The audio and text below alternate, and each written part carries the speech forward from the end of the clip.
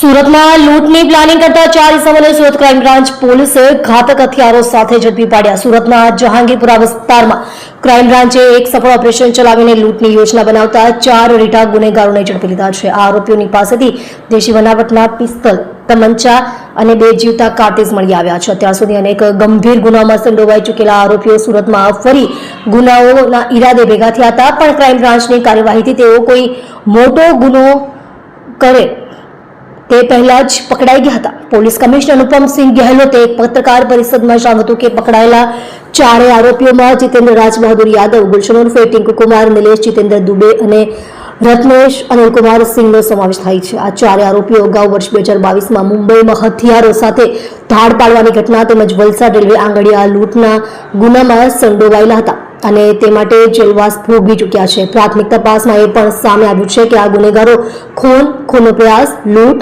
ધાડ તેમજ arms act હેઠળના અનેક ગુનાઓમાં પકડાઈ ચૂક્યા છે। તેઓ સુરત ઉપરાંત વલસાડ, મહારાષ્ટ્ર, ઉત્તર પ્રદેશમાં ગુનાહિત પ્રવૃત્તિઓમાં સંડોવાયેલા હતા। આ ટોળકી હાલ સુરતમાં નવા ગુનાને અંજામ આપવા માટે હથિયારો ભેગા કરી રહી હતી। જોકે ગુપ્ત માહિતીના આધારે ક્રાઇમ બ્રાન્ચે સમયસર કાર્યવાહી કરી અને આરોપીઓને નવા ગૌરવપથ રોડ જહાંગીરપુરા વિસ્તારથી ઝડપી લીધા હતા।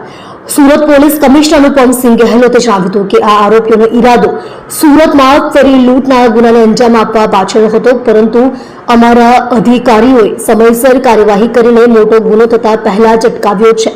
આવા ગુનેગારો સામે કડક પગલાં લેવામાં આવશે।